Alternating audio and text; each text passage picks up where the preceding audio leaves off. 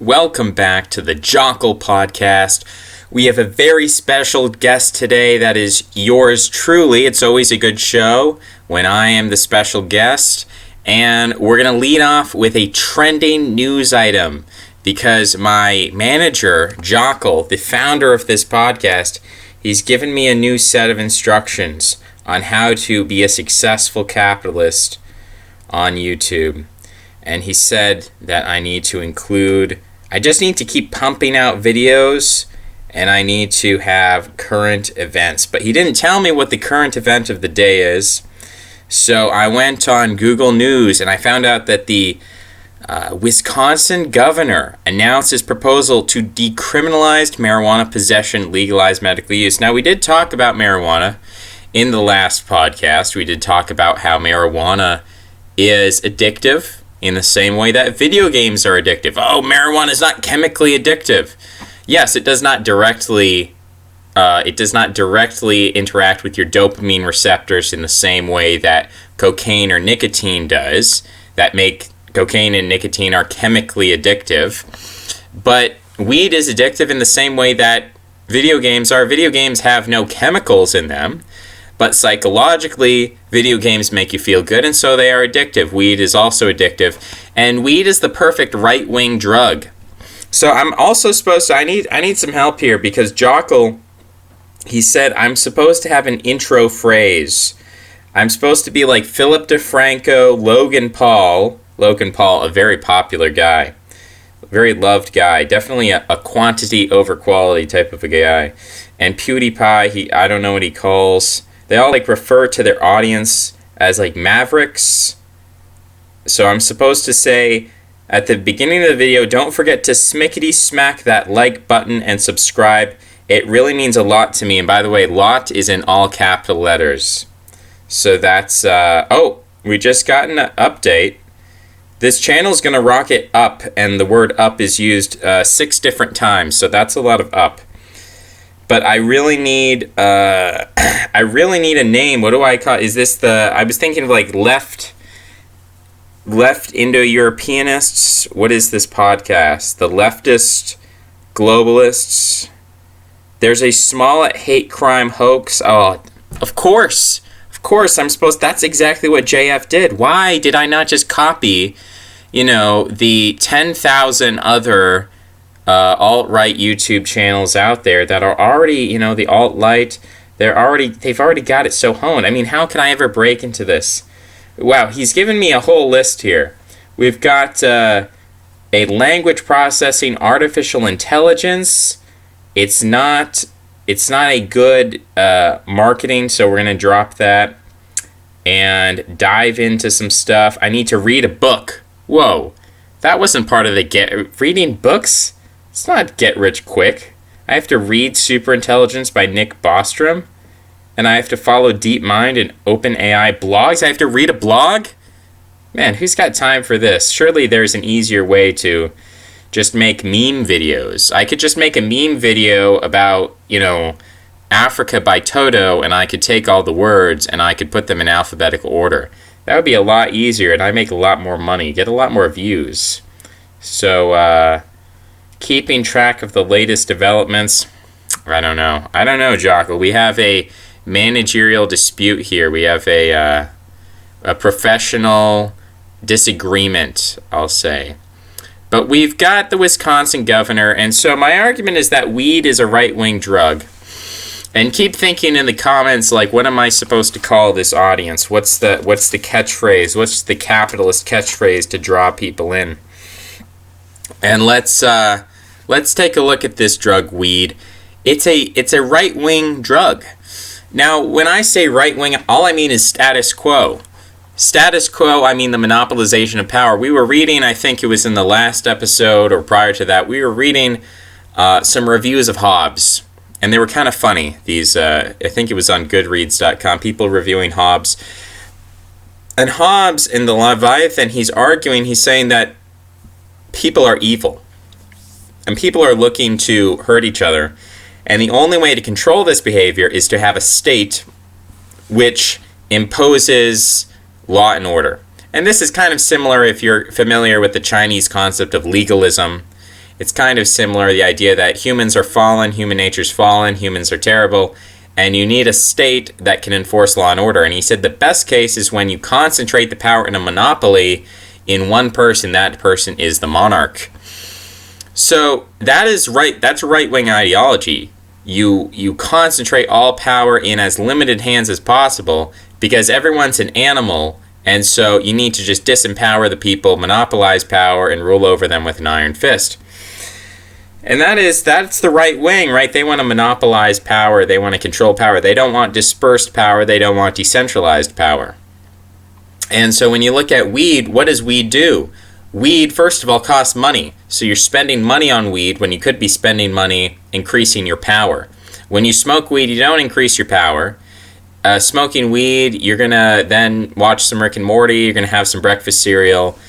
You're maybe even going to spend more money. You're going to sit around the house. You're going to be lazy and relaxed. You're not going to increase your power. So the other problem with weed is, yeah, it makes people lazy. It makes people passive. And if I was a right-wing dictator, if I was trying to monopolize and control power, I would like weed because it would pacify the population. Even better than alcohol. Alcohol is a pretty good pacifier. You know, people get drunk and their lives revolve around making money in the weekdays so they can get drunk on the weekends. And that's a great pacifier, but weed is even better because sometimes people are violent when they drink alcohol. Sometimes people drink alcohol and then they have a riot. So alcohol, it works as a pacifier, but it just can't compete with weed. Weed is the most right-wing drug out there, and I totally reject weed. If you're going to do some form of drug, you know, you should be doing something like cocaine. Not that I personally do cocaine, but at least cocaine, a lot of very rich people have used cocaine. I think it was The Wolf of Wall Street.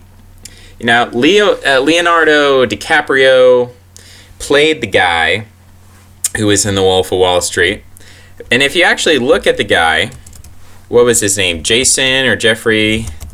And you look at the guy in the physiognomy, actually I was surprised how similar they are. They're not extremely isn't it Jordan Belfort? Jordan Belfort and Leonardo DiCaprio, they kind of have this wide eyes. They have this wide eye thing going on that I find very high among certain Central and Eastern European populations, specifically the Czech Republic. This wide-eyed, things like you basically have eyes on the side of your head, and these wide eyes, that specific type. And there's a German actor in 1920s. I'm not going to find his name now, but it's a phenotype, and someday we'll write a book about phenotypes or something like that. It'll be great. But for now, cocaine as a drug, it does inspire people to be more active, to sleep less, to work harder, and to be more extroverted and excited. So that's a way to increase your power if we're talking about drugs that increase your power. That, as a leftist drug, as a revolutionary drug, cocaine is a great one. Now, again, I haven't tried cocaine, but I'm saying relative to weed, there are so many. So if you have to do drugs, if you're like, you know, that the drug-free lifestyle is not enough for me, don't do weed, do cocaine. See, the government's never going to approve of cocaine because cocaine is dangerous. Cocaine could make you a more powerful person, could inspire a left-wing revolution. They want you on the weed.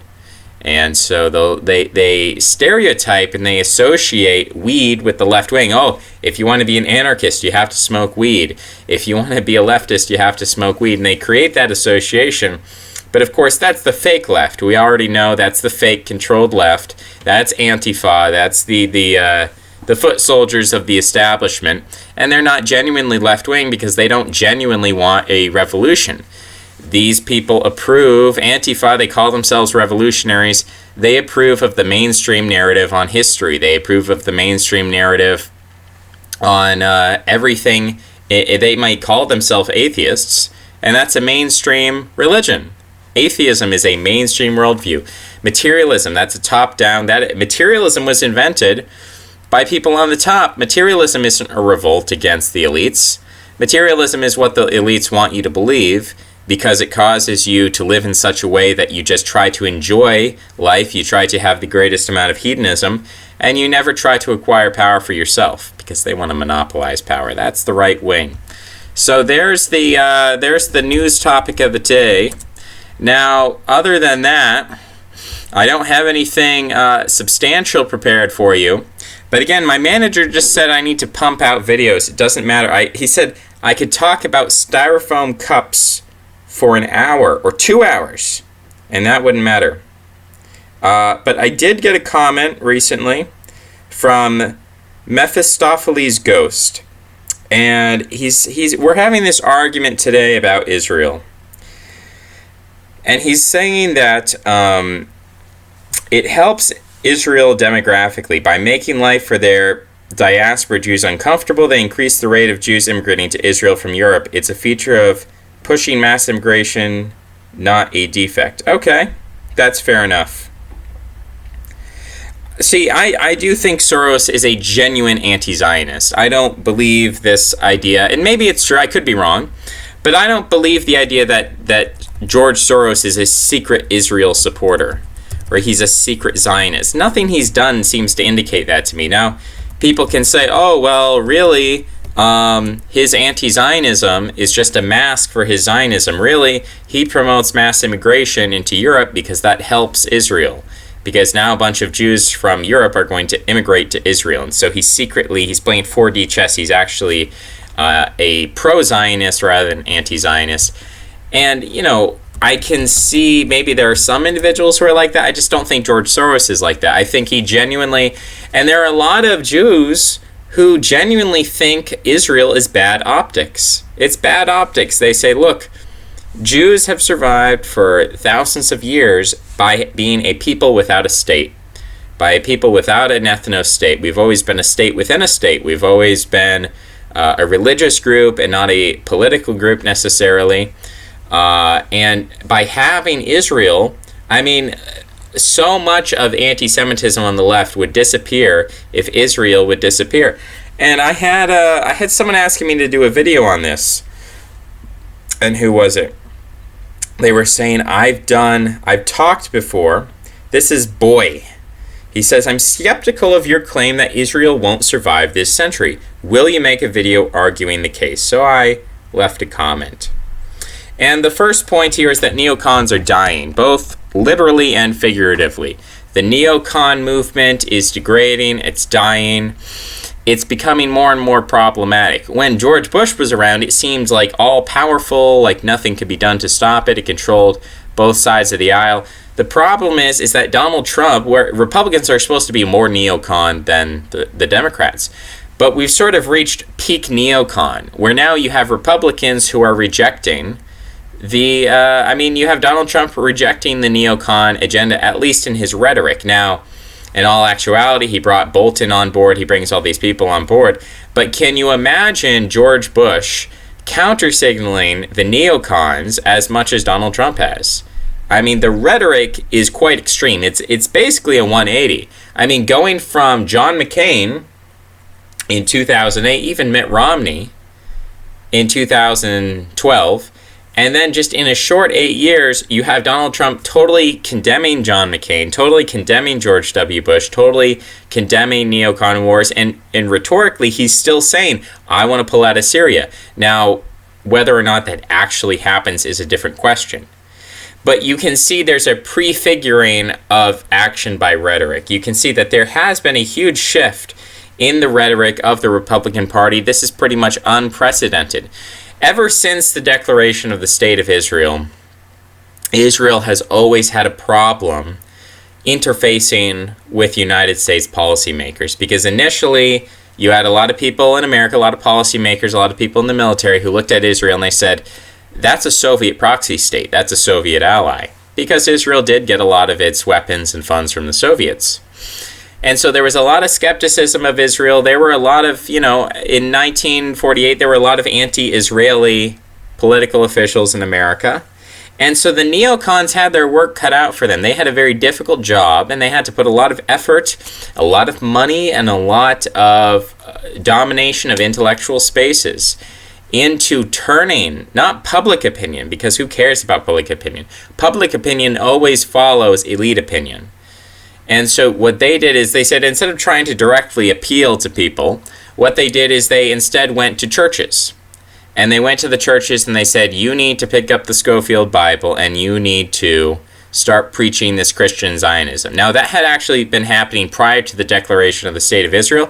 That happened even before the Balfour Declaration, that Jews and Zionists were going to Christian churches and saying, you know, hey, it looks like if we have this Zionist movement and you have this Christian evangelical thing, maybe we can team up here. And that's a real thing that happened. There was a real dialogue between Jews and Christians to create a Christian Zionist movement. So that had been in the works for a long time. And then also the neocons had to court these politicians and military officials, and they had to, I mean, it was a hard struggle. It wasn't easily won. And that continued. 1967 was a sort of break because at that point the Soviet Union had been supporting the Arab side, and so that gave a lot of American policymakers permission to join the Israeli side of the conflict. But still, there was a struggle to increase the pro-Israeli hegemony, which hadn't really reached its peak yet, and it kept being pushed and pushed and pushed. And I think it's Joseph Sobran who was kind of writing at the... Joe Sobran was writing at the height of neocon dominance. And I think he's an Irish Catholic. Although Sobran doesn't sound like the most Irish thing to me, but he's definitely Catholic. Shouldn't it tell me down here? What if I search Irish? No, nothing about the Irish. Seriously? Sobran is not Irish? Is he Italian? What's up with is he German? What form of Catholic is this? It doesn't immediately pop out to me what exactly... Maybe he's one of these half Irish, half Italian guys. Maybe he's one of those guys. But in any case, we got to learn the etymology of Sobran. The name Sobran. Where does the name Sobran come from? We're going to find that out. USA, Russia, Ukraine. Okay, so apparently Sobran is some kind of...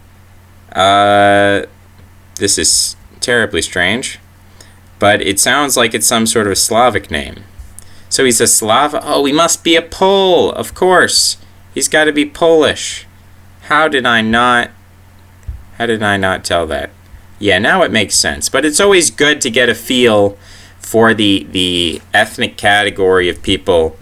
It does have a little bit of predictive power, not 100% political power. Yeah, this guy's an interesting guy, Sobran. He's a theo-anarchist. So that's always an interesting thing that's going on. So you can read about Joseph Sobran and all the interesting things that he had to say. But he was he graduated in 1969. From 1988 to 2007, he wrote for the Catholic Weekly. In 1972, he worked at National Review. He stayed on for 21 years, 18 as a senior editor, and then he was removed after 21 years for charges of anti-Semitism, so that would have been 1993.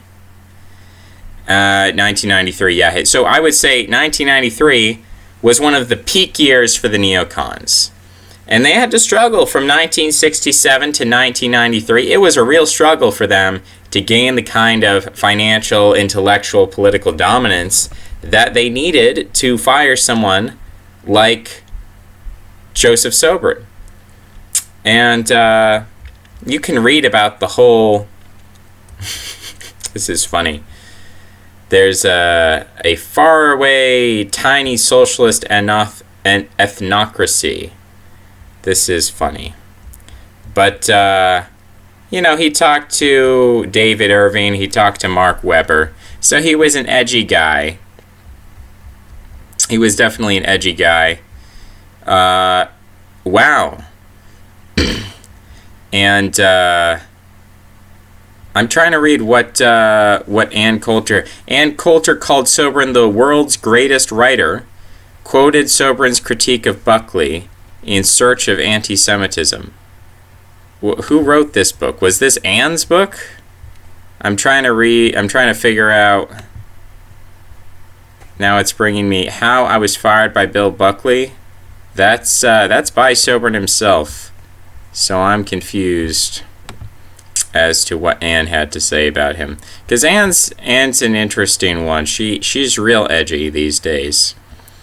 And this is I can't read and talk at the same time. I have to read quietly. Because I'm not trying to read the whole thing. I don't want to read the whole paragraph. Okay, we're done with that. We're done with Joseph Sobrin. We're done with all that nonsense. I was talking about Joe Sobrin because I was talking about the neocons. And I was saying it took them decades to get to where they were. And they sort of peaked in 1993. And then their potential energy in terms of they gained the power, they gained the control, then they had to exercise it. So they were turning potential energy into kinetic energy for a physics metaphor. And then by 2001, they had sprung their plan into action. You could say, well, it took till 2003. We can question the fact that, okay, well, all of the hijackers of 9/11, they were Saudis. What's the relationship between the Saudi government and the hijackers? What's the relationship between the Israeli government and the hijackers? I view Saudi Arabia as a proxy state of Israel. So if you say that, well, they were all Saudi Arabians who committed the hijacking, so you're basically saying the Israeli proxies committed 9/11, in a sense, in a roundabout sense. And that requires no conspiratorial thinking. That's just connecting the dots very simply. So we've got this 2003, you got invasion of Iraq, Afghanistan, all of that. And it starts to go on the downturn because it's very unpopular. It costs a lot of money, kills Americans. It's not really that popular. So I think we are seeing the decline of these people called the neocons. And you see that a lot of the top neocon donors are very old. Sheldon Adelson, very old. Literally, I don't expect this guy to live another 10 years. So currently, he's giving a lot of money to Trump to move an embassy. He's giving money here and there. But he's going to die, and his wealth will be passed on to his descendants, and we'll see. He could certainly donate his wealth to neocon or Zionist organizations. He could do that. But the fact is that these people are dying, and you look at young Jews, and a vast majority of young Jews are not really pro-Israel. They're not really pro-Israel. Now, you look at Benjamin Netanyahu, who is holding together Zionism in Israel. And if Benjamin Netanyahu gets taken out, because he's got a lot of political baggage, he's got all these corruption scandals. If he gets taken out, who is going to get in? It's going to be a leftist, okay? Now, Israel has had leftist presidents before, but you look, there's a kind of crossing of paths here. Benjamin Netanyahu versus the leftists in Israel. And then you also look at American Jews are more anti-Zionist than ever before. Back in the 1920s, you talk to communist Jews. You go to New York City and you talk to Jews and you say 80% of Jews. I mean, these are ridiculous statistics, but it really was the case that 80% or more of Jews living in New York City were identified as communists, Stalinists, Trotskyites, whatever. And you would go up to them and you'd say, what do you think of Zionism? What do you think of the establishment of a Jewish state? And they would say, they think that's a fair and good idea because, look, Poland has an ethno-state, Germany has an ethno-state, there's all these ethno-states. So at the time, talking about a Jewish ethno-state was not taboo because ethno-nationalism in the 1920s was a right-wing idea, it was a Wilsonian idea. Now, that has changed. That has definitely changed. The whole concept of an ethno-state is now taboo. It's evil. It's Nazism. And if there's one thing Jews hate, it's Nazism. And so really, a majority of diaspora Jews in America really are anti-Zionists. Now, there's a difference between the Jews who have the money, like Sheldon Adelson, and the average Jew on the street. But still, that swell of anti-Israel sentiment from a majority of young Jews, that it's continuing in that direction. It's not stopping. It's not stagnating. It's actually continuing in that direction. Israel is losing a lot of its factors of stability. Again, the fact that these old neocons are dying, the fact that the neocon movement seems to have hit a peak in America, seems to be going the other direction. Seems that the diaspora community is more anti-Israel day by day. The fact that if you talk about this in an objective sense, and I agree with this analysis, ethno-states have a large cost and a small benefit. So certainly there is a benefit to having a Jewish ethno-state, because you have a Jewish ethno-state, and then I'm thinking of the guy Pollock. What is his name? Like Andrew Pollock was a spy for Israel. Let's look up Pollock Israel, because I don't think it's gonna... Pollock, Israeli spy, Jonathan Pollock.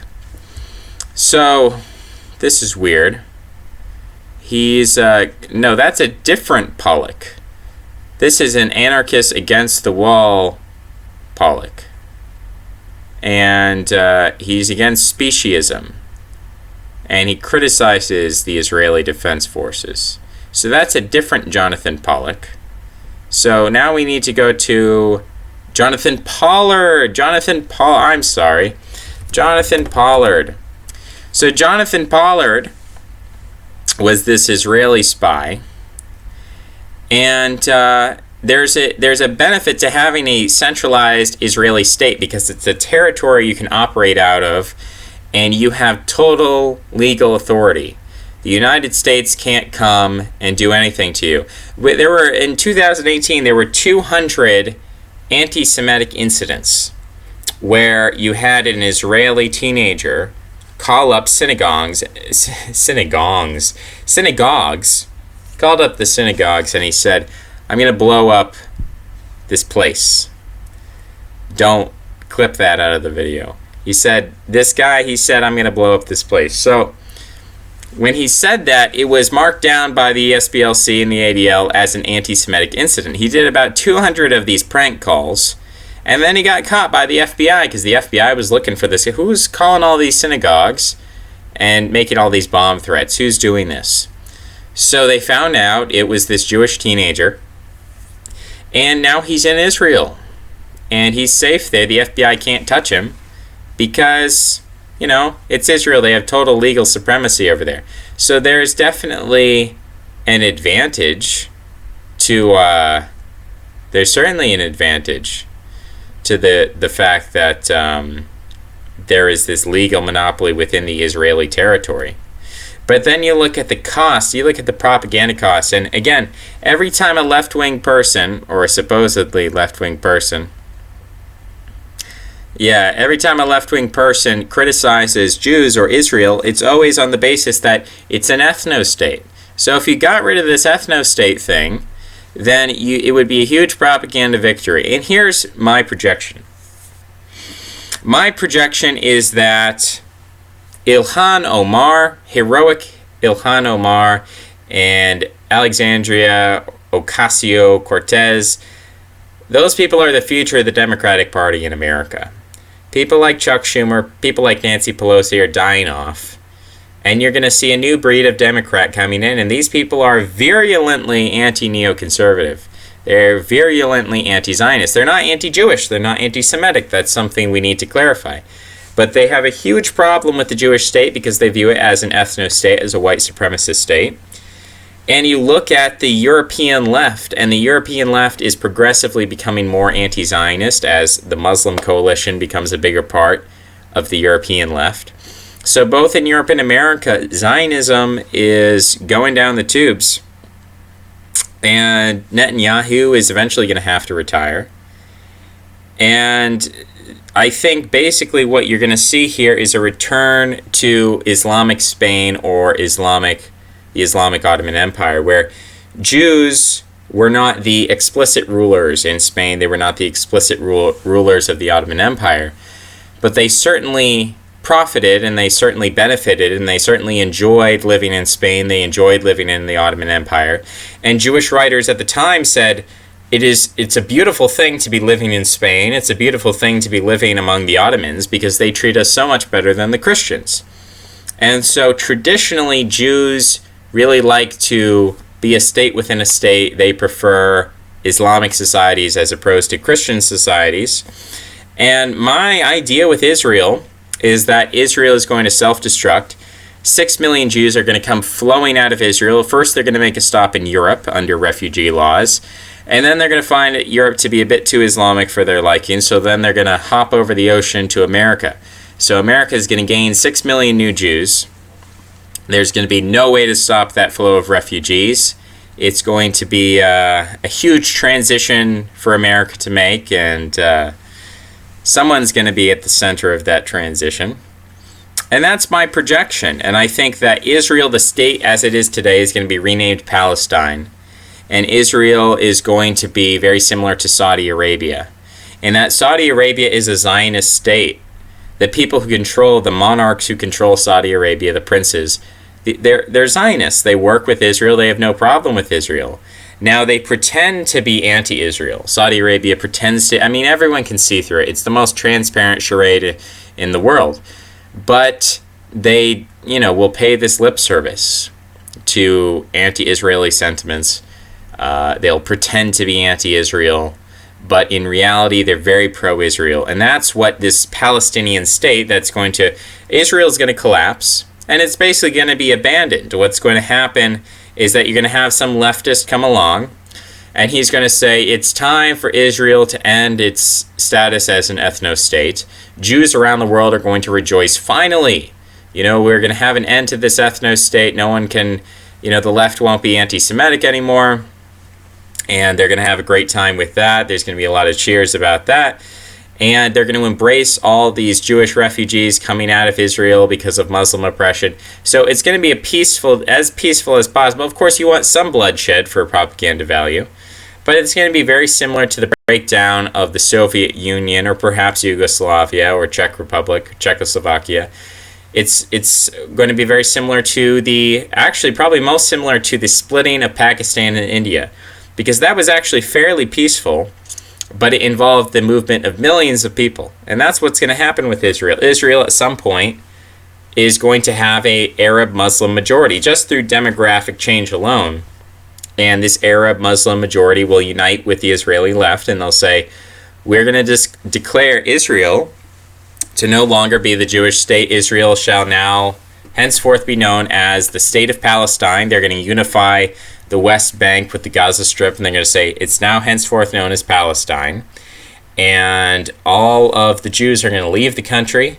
They're going to get to America through Europe, and it's going to be a mass movement of peoples. 6 million people moved around, and this new state of Palestine is going to be a Muslim state, and there are going to be Jews left behind who will be like the Donma. They'll be crypto Jews. They'll be the kind of Jews who work with the Saudi Arabians. So it's not that the collapse of Israel is going to destroy Jewish influence in the Middle East. There's still going to be Jews in the Middle East who are going to be there just as they were in Islamic Spain. They're going to be there. They're going to be enjoying things, living things up, having a good time. But the average Jewish Israeli is going to move to Europe, and then they're going to move to America. That's my projection. Now, we could come up with problems, and we could say, well, you can't really compare the past to the present because, the relationship between Jews and Muslims has changed so significantly that you can't just say, oh, well, history's going to repeat itself. And, maybe that's the case. Maybe I'm wrong. But I think this is the best. If I was George Soros or I was Sheldon Adelson and I was trying to come up with a 100-year plan, like what is the projected future for Israel in the next 100 years? Continuing the state of Israel, there's just too much of a propaganda, it's too much of an optics cost. So I wouldn't support it. I would say, look, we don't need an ethno-state. What we need is power.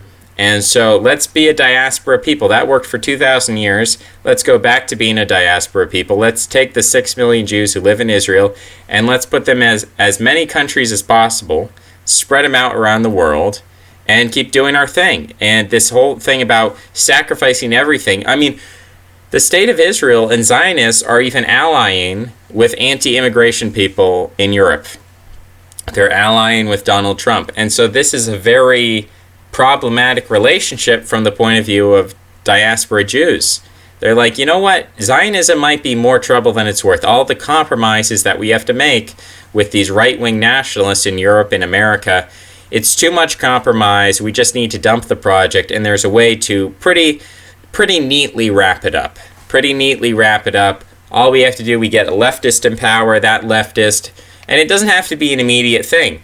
It could be that the leftist says, okay, we're going to give more family support for Muslim Arabs, or we're going to strike down the laws against miscegenation in Israel, that Jews and Arabs and Jews and Muslims can freely intermarry without any problems. We're going to destroy the power of the Jewish religion. Currently, Jewish rabbis have a say in how the laws of Israel are written. A leftist could come in and say, no, we're a secular state. We have no preference between Judaism and Islam. And that would open up the door for miscegenation. And you could have all kinds of laws about, if you're an Arab or a Palestinian and you have family, we're going to bring those in. We're going to give more autonomy to the West Bank. We're going to reduce sanctions on the West Bank. There's all sorts of things that you could do, and the Gaza Strip as well. There's all sorts of things a leftist could do to ease the ethnocratic nature of Israel and to usher in an age where essentially the state of Israel is going to collapse. You're going to have millions of Jews flowing out of Israel. And again, from the position or the point of view of a Soros or an Adelson, I would say, hey, that's a pretty good deal. We don't have to get massacred. We don't have to be driven in the sea. We don't have to make a last stand. We don't have to bomb. We don't have to use the Samson option, which is what some really crazy people, this woman, Samson option. There's a woman in America who advocates for this Samson option, and they forget when I see her name. It starts with the G, I think. It's like Gillette Gibbe. She's a woman who we're reading all kinds of things now. I get too distracted from these Wikipedia articles. But there's a woman, and I really want to remember her name, and I might just give up. But Samson option, American, Jewish woman. What's her name? She's got like blonde hair, and she, maybe if I go to Google image search, I'm going to see her name. No, there's Angela Merkel. There's some other people. Not the one I'm looking for. How do I find this woman? How do I look this woman up? She's all right. She used to argue about not building a mosque in New York City or something. But any case, the Samson option would probably kill a lot of Jews living in cities. You have Jews who live in Berlin, Jews who live in London, who live in Paris, who live in all the capitals of Europe, who if you did the Samson option, they would get wiped out. All these Jewish bankers in Frankfurt, they would get wiped out. And so I think from a Jewish perspective, the Samson option is a terrible idea. The Samson option is about protecting these low IQ Sephardi Jews and killing all the top bankers in all these European cities. Seems like a terrible idea from my perspective. Maybe it'll happen. Maybe there are some crazy biblical Torah-following Zionists in Israel who have their finger on a nuclear button. Maybe that's going to happen, but I don't think the Samson option is a legitimate idea. I don't think it's a legitimate plan. I think it's something that they kind of throw out there just to mess with people. I think it's a threat. It's a threat. It's not a legitimate strategy. I think it's a threat, and I think it's something that hardcore Zionists throw out there to make themselves feel important, to make themselves feel all powerful. But I don't think a rational, reasonable pro-Jewish person would ever support the Samson option as anything more than a threat. Now we're going to move on because I think I just covered the Israel topic pretty well, and people can bring up new criticisms in the comments, and I'll try to address those as they come. What Gel has told me, your goal is a priestly elite, but how do you get there? You can't get there on your own, even if you had a perfect philosophy and incorruptible will. Jockle wants to help spread your ideas and help you gain power. The alt-right, despite all its issues, at least understands the importance of race and IQ. It's fertile ground for your ideas. You can criticize the marketing angle, but I didn't hear an alternative strategy. So I'm not opposed, and I said this in the last podcast, I said, I'm not opposed to gaining power. I'm not opposed to gaining an audience. However, before I do that, I would like to have a better handle on things. Even in this episode, I started out talking about how weed is a right-wing drug and we need to be more left-wing. We need to be more revolutionary. And then I went right back historically talking about right and left in a more traditional sense, a more colloquial sense.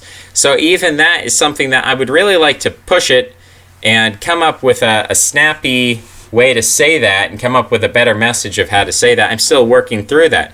So if I came to a place where I felt confident, it's not that the videos have to be perfect. These can be, I can spend 30 seconds reading through a random Wikipedia article, and that's not very entertaining, that's not polished, that's not professional. That's not what I care about. That's not what I mean when I say we need to have we need to have quality over quantity. That's not what I mean. What I mean is that I should have a basic understanding of terms and a basic semantic structure for my ideas. Now, how that appears, it could be I'm a scripted video, I'm reading a script, it's very controlled, I edit, I'll take a video that's 30 minutes long, I'll edit it down to 5 minutes and make it very clear and concise. But that's not even what I'm talking about. What I'm talking about is the way that I use language, the way that I use the term left and right. I do think it's a very interesting thing to say, no, we've reached a shift. Just as it used to be that the Democrat Party was the pro-white party, and it used to be that the Republican Party was the pro-black party. Now, sometime around the 1960s with Barry Goldwater, that started to change. You could even say, go back to FDR and say, well, FDR was really someone who started to change the trajectory of the two parties. Or you could go back to Woodrow Wilson, and say he really changed the trajectory of the two parties. So we could look at these different individuals and see how they were benchmarks toward a flip of the parties. But you did have this very sudden flip. Now, underneath, esoterically, I think people like Woodrow Wilson and FDR were instrumental to what eventually happened with Lyndon Baines Johnson. LBJ, theoretically, he switched the parties. LBJ came in and said, the Democrat Party is traditionally the anti-black party, but now we're going to make it the pro-black party. And so he made that final switch, but esoterically, there had been stuff in the works under FDR and under Wilson to switch the parties in a lot of ways, to reorient the parties, to reorient what it meant to be Democratic or Republican. And LBJ made a huge switch, and then Nixon acknowledged the switch, and he said, you know what, I accept the switch. I'm not going to keep trying to gain black voters because the blacks are with the Democrats now. So I'm just going to go whole hog, implicitly white, and that's what Nixon did. And so now we have the parties as they are today. Now you have some very obnoxious Republicans who will talk about how, the Democrat Party is the party of the KKK. Hillary Clinton hugged and kissed Robert Byrd, and he was a Klansman. And they can go on and on and on about this. They can go on and on and on about how the Democrats used to be the pro-white party, and how actually it used to be that the Republicans were the pro-black party. And this is the history of the parties, and you need to learn this history, and that's why Donald Trump is a cuck, and you should vote for him, because you want the Browning of America, and you love, who's the Indian? Not M. Night Shyamalan. I'm mixing up, he's the Indian conservative. If I search for Indian conservative, is he going to be the one? Nikki Haley, I guess, would be the second. Dinesh D'Souza. Look at his freakish smile face. Look at that guy. What a terrible person Dinesh D'Souza is. So, yeah, you have these Republicans who are running around saying, we should love the Republican Party because actually that's the more pro-black party. That's the more anti-racist party. They're not acknowledging that a switch went on. And what I'm trying to say here is that obviously in the past, the word right-wing meant pro-white and the word left-wing meant anti-white for the most part. But I'm saying we've reached a critical point where at this point, even though people aren't acknowledging it, people aren't saying it, people don't recognize it mimetically. But what I'm saying is that really the true right-wing party, or the true right-wing force, the establishment force, the monopoly of power, is changed. It's significantly changed. And so if you are part of Antifa, you are part of a right-wing force. If you are against Antifa, you're part of a left-wing force, because Antifa wants to continue the status quo. It wants to continue the monopolization of power centered around the current mythos, the current mythology of egalitarianism. Now, people can say, well, really the distinction between left and right is that between hierarchy and egalitarianism. The problem with this is that, I'm pro-egalitarianism in the sense that I like meritocracy. I don't like this monopolization of power. I'm not right-wing. I believe in hierarchy, but I believe in a meritocratic hierarchy. I don't believe in a hierarchy which we have now of insider trading, where you have people like Carl Icahn and people like Bill Gates and people like Mark Zuckerberg, and they have all the power in society because they have all the money, and they have all the money because of copyright law and insider trading. I don't think that is a meritocratic system. I don't think they have been granted money in proportion to their merit. I think they've been granted money because they game the system, and they don't deserve the power that they have. And so I don't think that's a meritocratic system.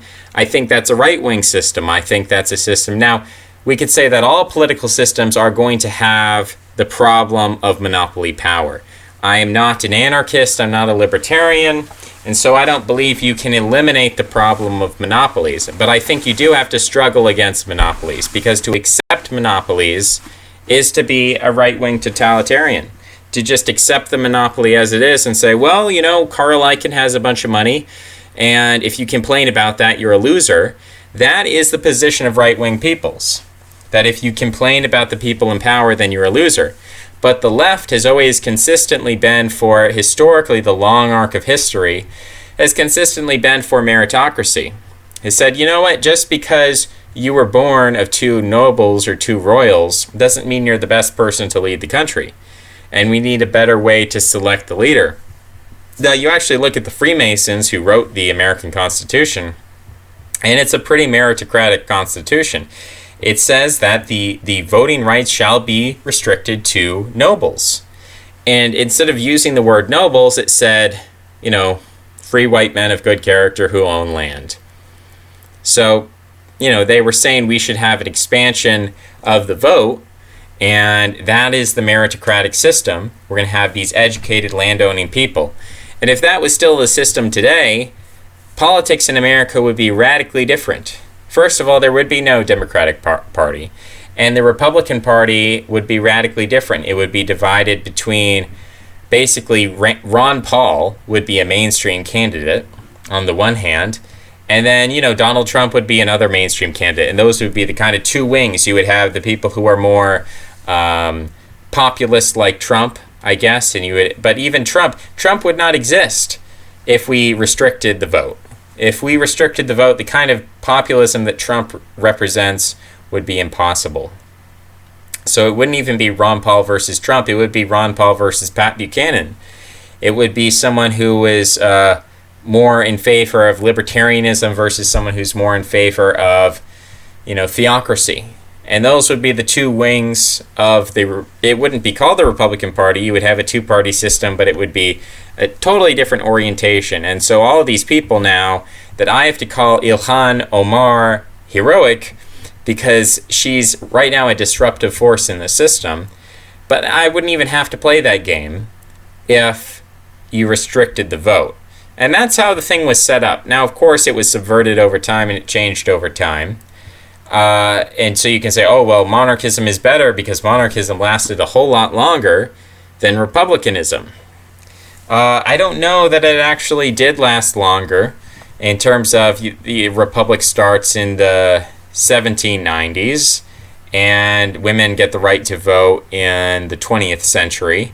So that's a pretty long time, as opposed to monarchies, in which, yeah, they were around for a while, but you look back at 1790, there were plenty of monarchies that were existent in 1790, and then by 1900 had completely ceased to exist in all practicality. And I think even Sweden still has a king, but it's like, what does it matter?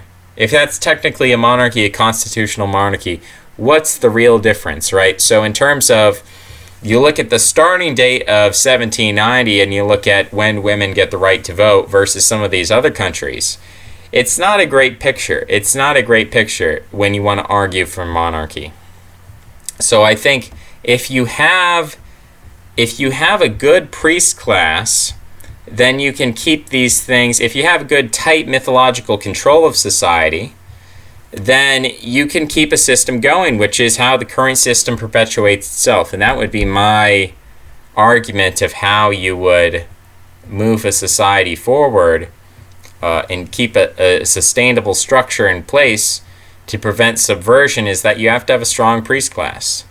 And that means you have to favor some religions over other religions. And I think that probably, to me, is one of the fatal flaws in America, is that it started off as a very religious country, but there were no protections, nothing to avoid religious complications. And that first came with the struggle between Protestants and Catholics, which I don't know if that was productive for either side to have that struggle. I think it would have been preferable if the Protestants just said, you know what, this is a Protestant country, we're going to have freedom of religion to an extent, but we're not going to have infinite infighting between Protestant sects, but we're not going to have these Catholics coming in these millions, because it's just going to disrupt the power structure of the country, and it's going to open us to a lot of weakness and to a lot of control by forces that are not honest. I mean, when you have ethnic conflict, that sets the stage for third-party control. When the Protestants and the Catholics are busy fighting each other,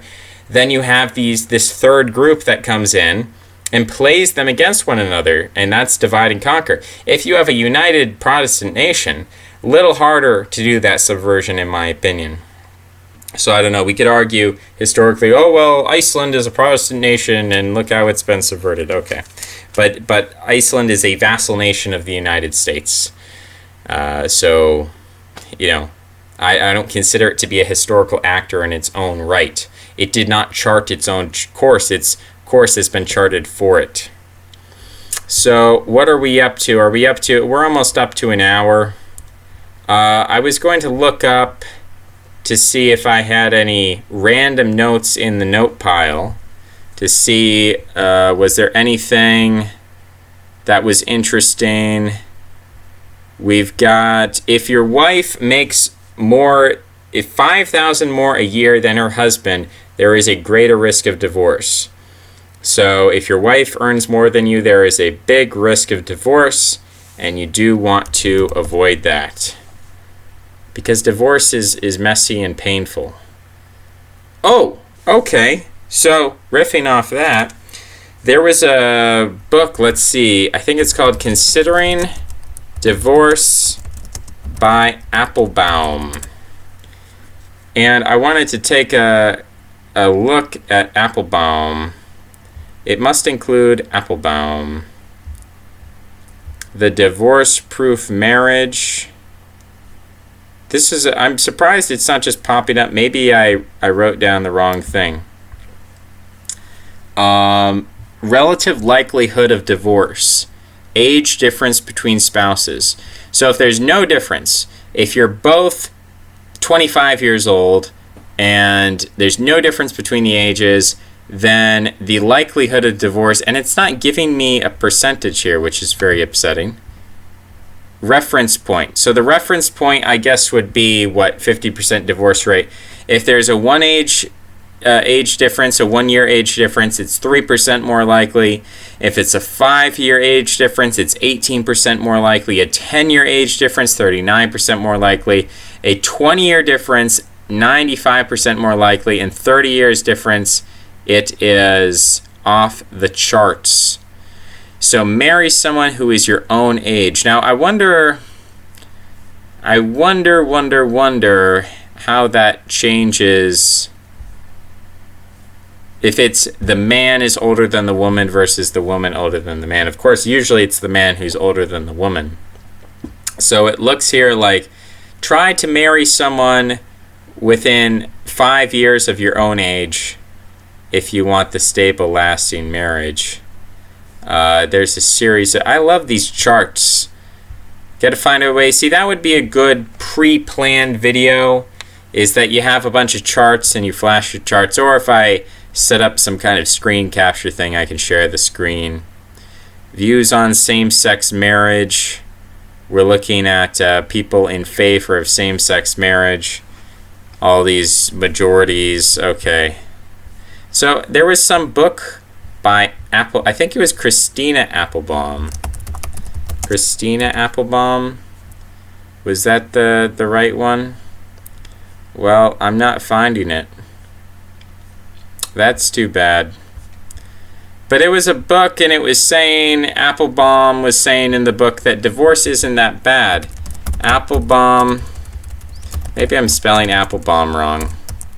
Applebaum divorce book.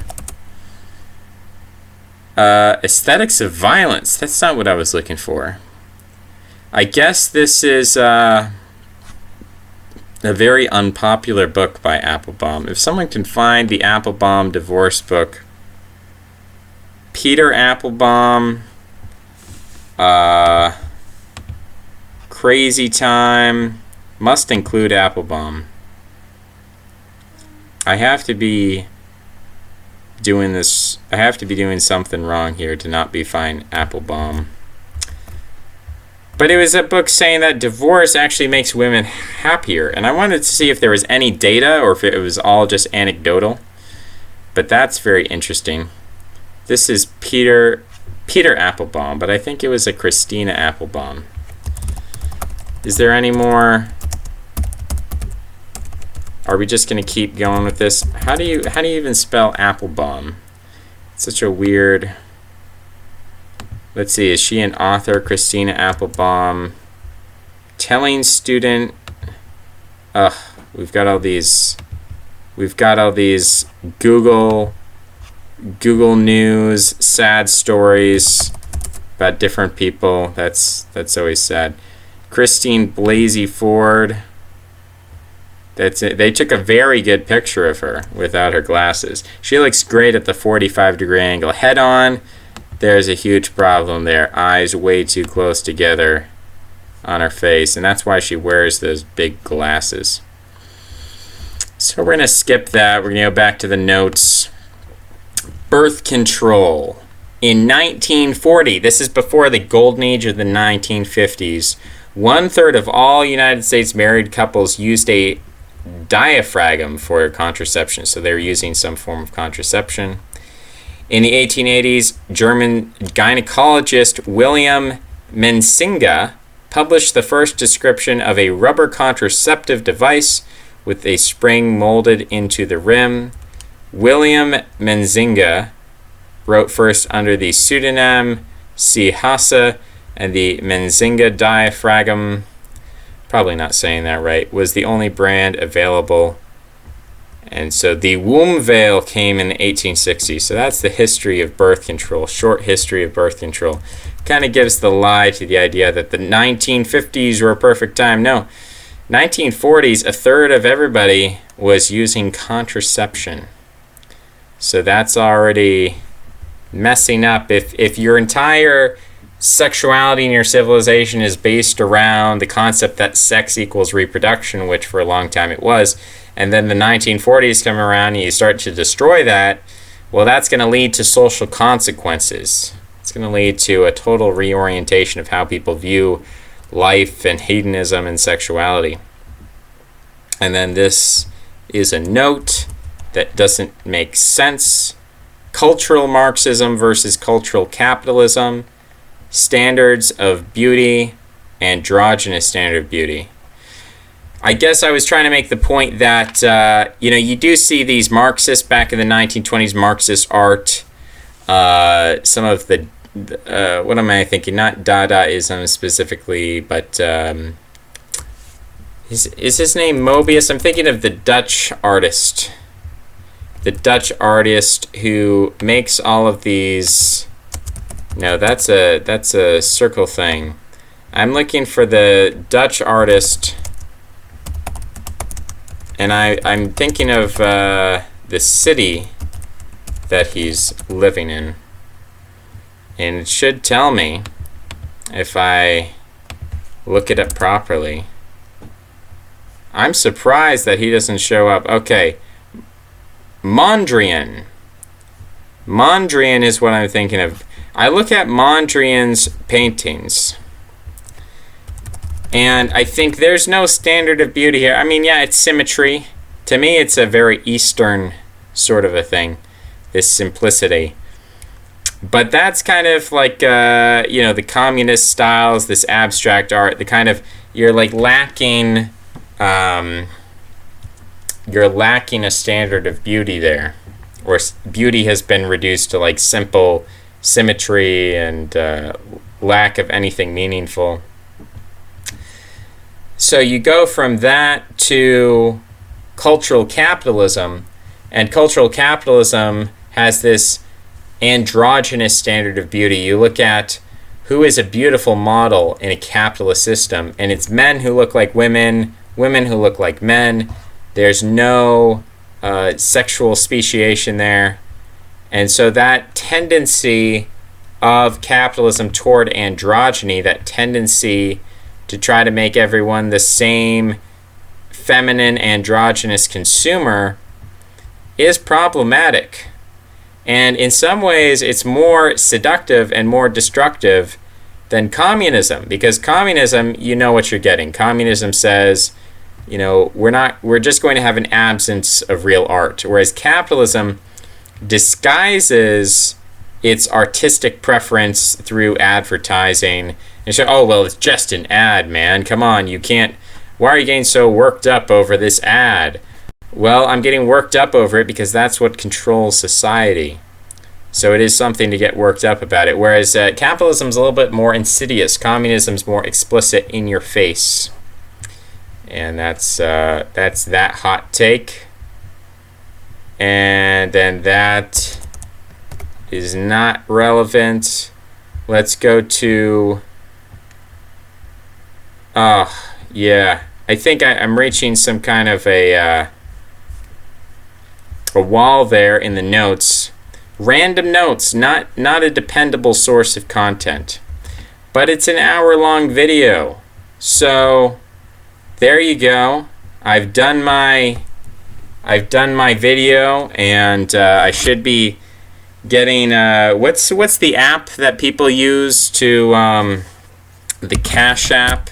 I mean, Cash App is one. Is it Venmo? Yeah, I'm getting ready. Upon publishing this video, I'm getting ready for my manager to Venmo me some Bitcoin, or however that works. And we'll see how that goes. So in any case, I think that's it for today. Hope you enjoyed. See you again next time. Bye-bye.